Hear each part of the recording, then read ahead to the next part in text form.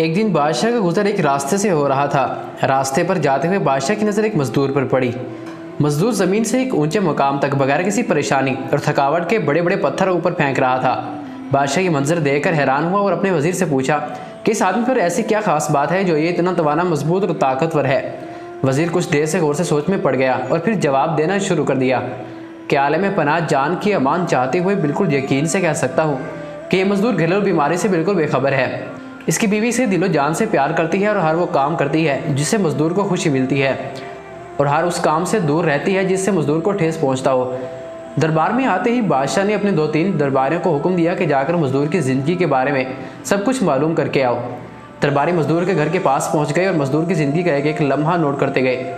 ہفتہ بھر درباریوں نے مزدور کے بارے میں کافی معلومات اکٹھی کی اور واپس دربار پہنچ گئے۔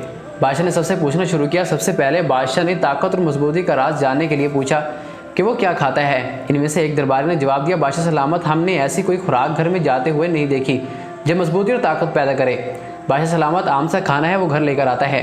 بادشاہ نے اس کی زندگی کے بارے میں سب کچھ دریافت کیا، قیام، عبادت، معاملات، لیکن کچھ بھی خاص نظر نہیں آ رہا تھا۔ آخر میں وزیر نے درباریوں سے دریافت کیا، آپ لوگوں نے کبھی مزدور کو گھر میں تیز آواز سے بات کرتے ہوئے سنا ہے؟ سب درباریوں نے ایک زبان ایک نفی میں جواب دیا۔ پھر پوچھا گیا، کبھی ہنسی کی آواز سنی؟ سب درباریوں نے ایک بار پھر ایک زبان ہو کر ہاں میں جواب دیا۔ وزیر نے بادشاہ سے اجازت مانگی کہ میں کچھ وقت لے کر مزدور کی بیوی کو اس سے مدزن کرنا چاہوں گا، اس کے بعد آپ دیکھ لینا وہ کام تو ایک صحیح طرح چلنا بھی بھول جائے گا۔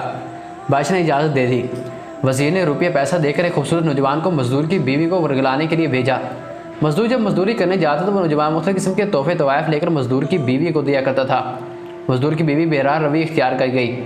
اب مزدور کی بیوی مزدور سے میٹھا منہ بات کرنا بھی گوارا نہیں کرتی۔ دونوں میاں بیوی کے درمیان انبن شروع ہوئی۔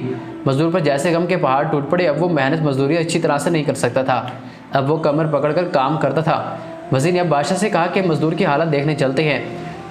دونوں اس جگہ گئے جہاں مزدور کام کر رہا تھا۔ بادشاہ کی اس حالت کو دیکھ کر حیران رہ گیا۔ اب وہ ایک پتھر اٹھانے میں دقت محسوس کر رہا تھا۔ ایک پتھر اٹھا کر وہ آہستہ آہستہ چلتا ہوا پتھر رکھ کر آتا۔ بادشاہ سے اس کی حالت دیکھی نہیں جا رہی تھی۔ اس نے فوراً حکم دیا کہ اب اس بیچارے مزدور کی جان چھوڑ بخش دی جائے۔ وزیر نے مزدور کو بلا کر سب کچھ سمجھا دیا کہ دراصل آپ کی بیوی آپ سے بہت پیار کرتی ہے، لیکن بادشاہ سلامت کی یہ بات ثابت کرنے کے لیے ہم نے چال چلی اور آپ کی بیوی آپ سے بے وفائی کر گئی۔ مزدور سمجھدار آدمی تھا۔ گھر آیا جب مغرب کی اذان ہونے لگی۔ مزدور مسجد کی طرف جا رہا تھا کہ راستے میں جان بوجھ کر نیچے گر گیا اور مزدور دھاڑی مار کر رونے لگا۔ بیوی نے جب شوہر کے رونے کی آواز سنی تو فوراً وہاں پہنچی۔ شوہر سے پوچھنے لگی، کیوں رو رہے ہو؟ شوہر نے جواب دیا، میری مزدوری چلی گئی۔ بیوی حیرانی سے کہنے لگی، اس میں رونے کی کیا بات ہے؟ مزدوری تو آتی جاتی رہتی ہے، آج چلی گئی تو پھر آ جائے گی۔ بیوی سمجھدار تھی، فوراً اپنے میاں کا اشارہ سمجھ گئی اور اپنے میاں کے قدموں میں گر کر معافی مانگنے لگی کہ میں بھٹک گئی تھی، اور یوں مزدور اب دوبارہ توانا، مضبوط اور طاقتور بن گیا۔ بیویاں اپنے شوہروں کی طاقت ہوا کرتی ہے۔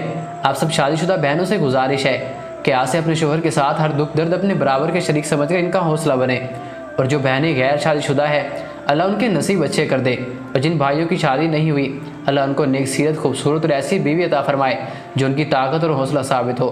آمین۔